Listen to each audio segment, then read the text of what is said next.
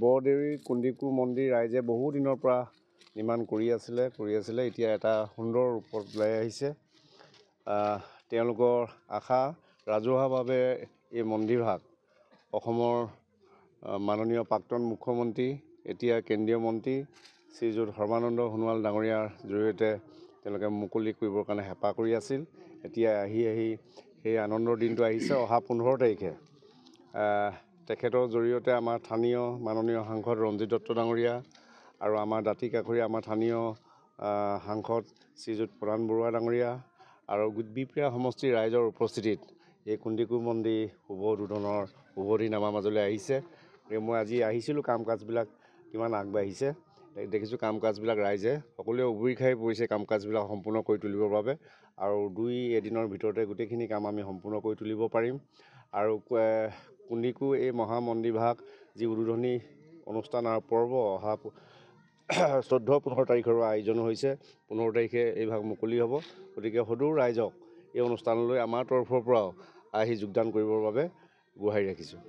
বৰদেউৰী কুন্দিকু মন্দিৰ ৰাইজে বহু দিনৰ পৰা নিৰ্মাণ কৰি আছিলে এতিয়া এটা সুন্দৰ ৰূপত ওলাই আহিছে। তেওঁলোকৰ আশা ৰাজহুৱাভাৱে এই মন্দিৰভাগ অসমৰ মাননীয় প্ৰাক্তন মুখ্যমন্ত্ৰী এতিয়া কেন্দ্ৰীয় মন্ত্ৰী শ্ৰীযুত সৰ্বানন্দ সোণোৱাল ডাঙৰীয়াৰ জৰিয়তে তেওঁলোকে মুকলি কৰিবৰ কাৰণে হেঁপাহ কৰি আছিল। এতিয়া আহি সেই আনন্দৰ দিনটো আহিছে। অহা 15 তাৰিখে তেখেতৰ জৰিয়তে আমাৰ স্থানীয় মাননীয় সাংসদ ৰঞ্জিত দত্ত ডাঙৰীয়া আৰু আমাৰ দাঁতি কাষৰীয়া আমাৰ স্থানীয় সাংসদ শ্ৰীযুত প্ৰধান বৰুৱা ডাঙৰীয়া আৰু বিপ্ৰিয়া সমষ্টিৰ ৰাইজৰ উপস্থিতিত এই কুন্দিকু মন্দিৰ শুভ উদ্বোধনৰ শুভ দিন আমাৰ মাজলৈ আহিছে। মই আজি আহিছিলোঁ, কাম কাজবিলাক কিমান আগবাঢ়িছে দেখিছোঁ। কাম কাজবিলাক ৰাইজে সকলোৱে উবুৰি খাই পৰিছে কাম কাজবিলাক সম্পূৰ্ণ কৰি তুলিবৰ বাবে, আৰু 2 এদিনৰ ভিতৰতে গোটেইখিনি কাম আমি সম্পূৰ্ণ কৰি তুলিব পাৰিম। আৰু কুন্দিকু এই মহামন্দিৰভাগ যি উদ্বোধনী অনুষ্ঠান আৰু পৰ্ব অহা 14-15 তাৰিখৰ আয়োজন হৈছে।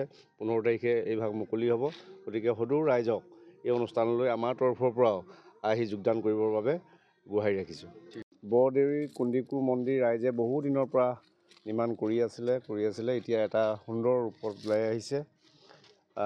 তেওঁলোকৰ আশা ৰাজহুৱাভাৱে এই মন্দিৰভাগ অসমৰ মাননীয় প্ৰাক্তন মুখ্যমন্ত্ৰী এতিয়া কেন্দ্ৰীয় মন্ত্ৰী শ্ৰীযুত সৰ্বানন্দ সোণোৱাল ডাঙৰীয়াৰ জৰিয়তে তেওঁলোকে মুকলি কৰিবৰ কাৰণে হেঁপাহ কৰি আছিল।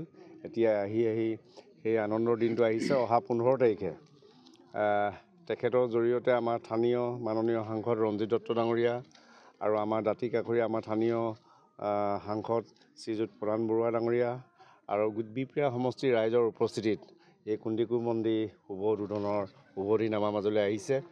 মই আজি আহিছিলোঁ, কাম কাজবিলাক কিমান আগবাঢ়িছে দেখিছোঁ। কাম কাজবিলাক ৰাইজে সকলোৱে উবুৰি খাই পৰিছে কাম কাজবিলাক সম্পূৰ্ণ কৰি তুলিবৰ বাবে, আৰু 2 এদিনৰ ভিতৰতে গোটেইখিনি কাম আমি সম্পূৰ্ণ কৰি তুলিব পাৰিম।